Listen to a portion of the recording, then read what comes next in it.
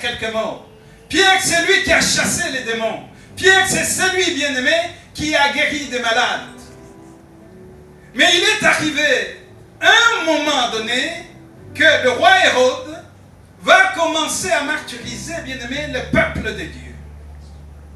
La parole de Dieu nous dit qu'il avait trouvé un plaisir parce que le peuple, la foule, était content. Il a tué quelques-uns. Et cette fois-ci, il va prendre Pierre pour le mettre en prison, bien-aimé. Alors, il y a des gens qu'on ne peut pas enfermer. Alléluia. Amen. Il y a des gens, bien-aimés, qu'on ne peut pas faire n'importe quoi. Il y a des gens, bien-aimés, tu ne peux pas t'hasarder parce que ça peut entraîner ta fin. Amen. Le diable, il est diable, mais c'est une créature de notre Dieu. Il est une créature. C'est pas un Dieu. Quelle qu'en soit, bien-aimé, la durée de la prison dans laquelle tu te trouves, aujourd'hui, bien-aimé, nous disons que l'ange de l'Éternel, il faut qu'il vienne. Amen. Mais nous devrions savoir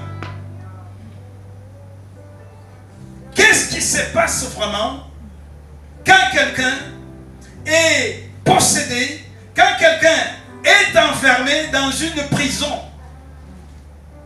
Premièrement, qui a besoin de la délivrance? Tout le monde a besoin de la délivrance, bien-aimé. En commençant par moi-même qui vous parle. La délivrance, c'est pour tout le monde. Il n'y a que Jésus lui-même qui n'avait pas besoin de la délivrance parce qu'il est parfait. Amen. Mais un humain, bien-aimé, a besoin de ça. Amen. Vous allez constater que depuis le temps, depuis que Dieu a appelé Abraham, jusqu'à Élie, ou jusqu'à Élie, tous ces grands hommes bien-aimés avaient toujours besoin de la délivrance. Je veux vous dire quelque chose. Notre père Abraham, un jour, il va se trouver devant Abimelech. Il dit à sa femme, devant Abimelech, devant Pharaon, tu diras que tu es ma soeur. Ne dis pas que tu es ma femme pour que je sois bien traité. Alléluia. Mais c'est un esprit de mensonge, vrai ou faux? Comment vous pouvez accepter donner votre femme pour que vous soyez bien soigné si ce n'est pas un esprit? Et cet esprit bien-aimé est descendu même à Isaac. Il a fait pareil aussi. Qui a besoin de la délivrance? Tout le monde a besoin de la délivrance. Il arrive au moment de Moïse. La parole de Dieu nous dit que Moïse, c'est lui qui devrait amener le peuple de Dieu dans la terre où coulait le lait et le miel. Est-ce que Moïse est arrivé à cette terre? Oh! Non. Moïse est arrivé? Non. Moïse n'est pas arrivé, bien-aimé. Il est arrivé à un moment donné, Moïse commence à douter. C'est grave. Mais quand vous lisez la parole du côté des noms, vous allez comprendre que l'homme demeure un homme. C'est pourquoi, bien-aimé, la parole de Dieu nous dit, maudit soit celui qui se confie en... Moi, j'ai mes bêtises. C'est pourquoi je vous dis aussi, faites attention. Si vous approchez de moi, vous comprenez mes faiblesses, c'est très dangereux. Je suis qu'un homme. Alléluia. Amen. Moïse, bien-aimé, celui-ci, Dieu, après avoir ouvert la mer, après avoir englouti, bien-aimé, l'os et toute l'armée de Pharaon, après avoir créé des miracles extraordinaires, il est arrivé à un moment donné, le peuple commence à lui demander à manger. Moïse, il dira à Dieu, mais qu'est-ce que j'ai fait? Dieu dit à Moïse, réunis les anciens. Réunis les anciens. Parce que ce soir, je vais donner à manger. Moïse va répondre à Dieu. Moïse dit, mais avec tout ce nombre, comment tu vas faire pour donner à manger? bien-aimé, c'est extraordinaire. À un moment donné, Moïse commence à demander la mort. Il dit, si vraiment tu m'aimes, je veux mourir. Ça, c'est Moïse qui demande. Dieu lui demande de parler devant le rocher pour qu'il sorte des eaux. Moïse fait le contraire. Parce qu'il ne croit pas. Il prend le bâton, il frappe. Il frappe le bâton. Mais parce que Dieu est Dieu, l'eau coule quand même.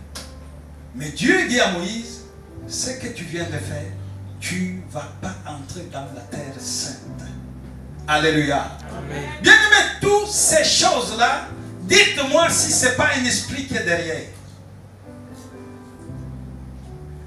David, n'en parlons même pas. Il va prendre la femme d'autrui. Il va tuer son mari. Dites-moi si ce n'est pas un esprit d'impédicité qui est derrière. Salomon, à la fin de sa vie, n'en parlons même pas. Lui, il est parti dans l'occultisme. Alléluia.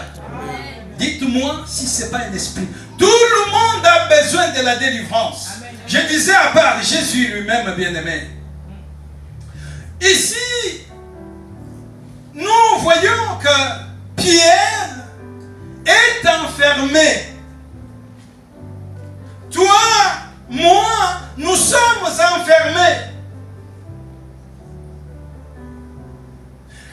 Vous savez, Hérode et tout le gouvernement à l'époque savaient qui était Pierre.